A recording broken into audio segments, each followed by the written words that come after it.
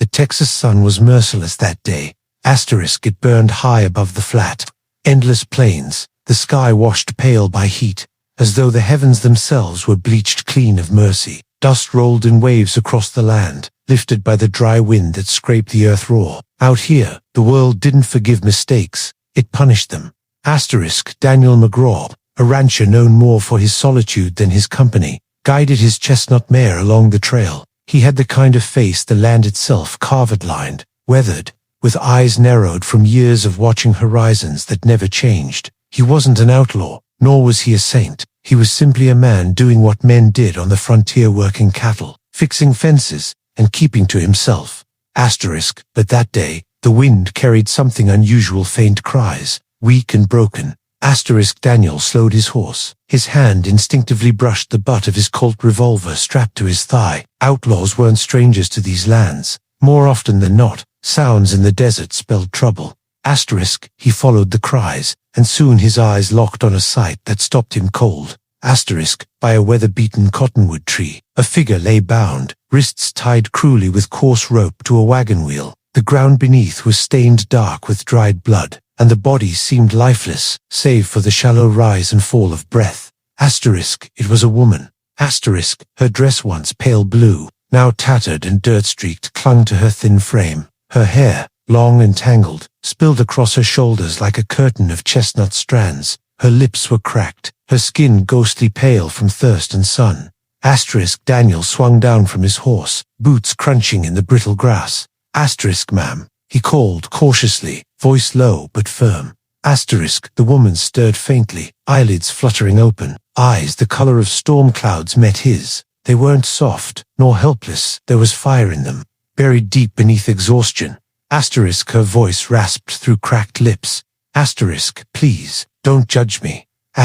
Daniel's brows furrowed. It wasn't the plea he expected from someone left for dead. He knelt, working at the knots that dug cruelly into her wrists. The rope was stiff with dried blood. As the last coil loosened and fell away, the woman slumped forward into his arms.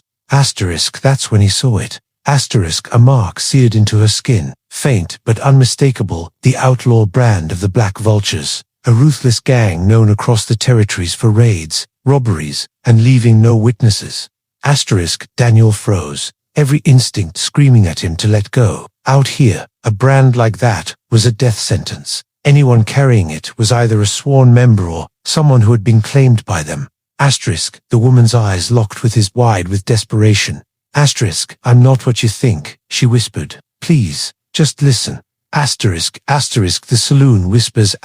Later that evening, the town of Dry Creek buzzed with restless talk. The saloon iron spuricked, of whiskey, smoke, and sweat. Cowboys leaned over poker tables, chips clinking while tinny piano music fought to be heard over drunken laughter. Sheriff Cole Dempsey, a tall man with a graying beard and a badge worn dull, sat nursing a glass of rye at the bar. He had the look of a man who'd seen too much blood spilled on dirt streets, and too many promises broken by men with quick tempers and quicker guns. The batwing doors creaked open. All eyes shifted when Daniel McGraw stepped in, supporting the mysterious woman. Her wrists were still raw, bandaged with torn cloth from his shirt. The piano faltered. The laughter died. God Almighty, someone muttered. That's the Vulture brand. Chairs scraped. Men reached for guns. Sheriff Dempsey rose slow, his hand resting heavy on his holster, his eyes fixed on Daniel. Tell me you ain't dragged trouble into my town. McGraw. Daniel straightened, his jaw set. Found her tied to a wagon wheel outside the trail. She was left for dead. She's branded. The sheriff growled. You know what that means. The woman stepped forward, weak but steady. Her voice, though hoarse, cut through the tension. My name's Clara Holt, and if you hang me with the vultures, you'll be doing their work for them. The room murmured, uncertain. Sheriff Dempsey's eyes narrowed. You're saying you ain't one of them. I was taken, Clara said, forced to wear their mark, but I never carried their gun, never spilled blood for M. They used me, and when I tried to escape, they made an example. She raised her wrist, the scar glaring under lamplight. A silence, heavy as lead, fell across the room. Asterisk asterisk trail of shadows asterisk that night. Daniel couldn't shake her words. He'd seen enough in the frontier to know people lied to survive, but there had been something raw, almost broken in Clara's voice, something that spoke of truth. Asterisk, yet truth in the Wild West was never simple. Asterisk, as stars scattered across the black sky. Daniel sat by the fire outside his ranch, Clara resting nearby under a blanket. His horse shifted restlessly, sensing the unease in its master. Asterisk, Clara stirred, her eyes glinting in the firelight. Asterisk, you shouldn't have helped me, she murmured. The vultures will come looking. They don't forgive loose ends. Asterisk, Daniel's jaw clenched. Asterisk, then why'd they leave you tied up? Why not kill you outright? Asterisk, Clara's gaze darkened. Asterisk, because they wanted me to suffer. They wanted the world to know what happens to anyone who tries to leave them. Asterisk. She pulled the blanket tighter around her shoulders, her voice lowered, trembling despite her defiance. Asterisk, I saw things, Daniel, things that would freeze your blood. They'll burn towns, slaughter whole families, just for the shine of gold teeth. Their leader Vane Blackie doesn't kill for money, he kills for sport. Asterisk, the fire crackled, spitting sparks into the night. Asterisk, Daniel leaned back, staring at the stars. He wasn't a lawman, he wasn't a hero. He was just a rancher trying to make it through another season. But he knew one thing. The vultures were circling, and Clara Holt was at the center of it. Asterisk, and by saving her, he might have just painted a target on his own back. Asterisk, asterisk, the sheriff's warning, asterisk. The next morning, Sheriff Dempsey rode out to the McGraw ranch. His horse kicked up dust as he reined in by the corral. Asterisk McGraw, he called, voice like gravel. We need to talk. Asterisk, Daniel stepped off the porch, hat pulled low. Clara lingered in the doorway, her eyes wary. Asterisk, the sheriff's gaze flicked to her, then back to Daniel. Asterisk, you don't understand what you've done. Son, the vultures ain't just another gang, they're locusts. Once they set eyes on a town, they strip it bare. Asterisk, Daniel crossed his arms. Asterisk, and you're suggesting I hand her over. Asterisk, the sheriff's lips pressed tight. Asterisk, I'm suggesting you think long and hard. She may be telling the truth, but truth don't matter much when men with rifles come storming down the trail. If the vultures know she's here, they'll burn Dry Creek to ashes. Asterisk, Clara stepped out onto the porch, her voice sharp. Asterisk, then what do you want me to do? Walk back to them, let them finish what they started. Asterisk, the sheriff's jaw clenched, torn between law and survival. Asterisk, sometimes, miss, there ain't no good choices. Asterisk, asterisk, a gun in the night. Asterisk, that night, Daniel woke to the faint creak of the porch. His hand shot to his revolver, silent as he slipped from bed. The moonlight painted silver shadows across the ranch. Asterisk, he eased the door, open and froze. Asterisk, Clara stood outside, holding his spare Winchester rifle, not at him, but at the darkness beyond the barn. Asterisk, her whisper was barely audible. Asterisk, they've found us.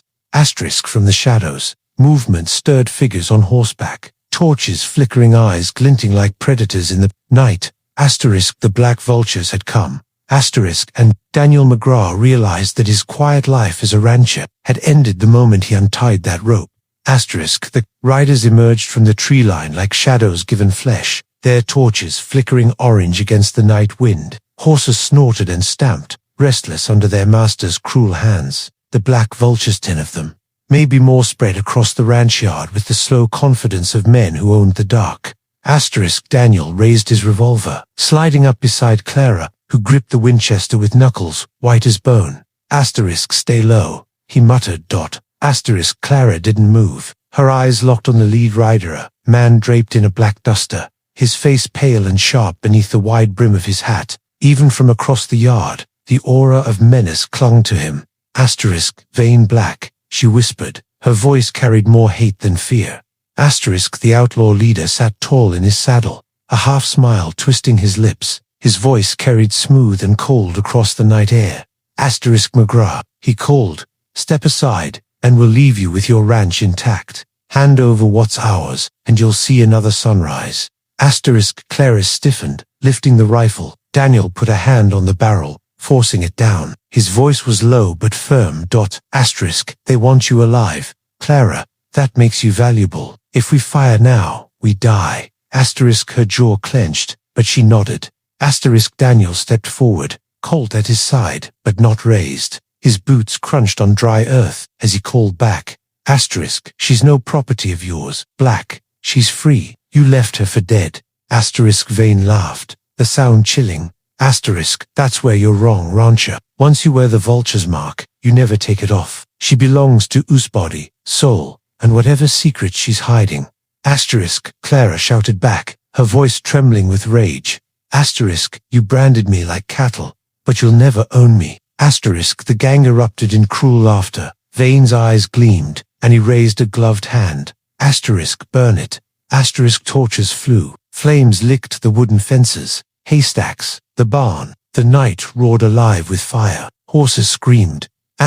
Daniel fired first, his Colt flashing like lightning. A rider tumbled from his horse, dead before he hit the ground. Clara's rifle cracked, dropping another The yard exploded into chaos. Blood in the firelight. Daniel ducked behind the water trough as bullets tore splinters from the porch. Clara crouched beside him, reloading with shaking hands.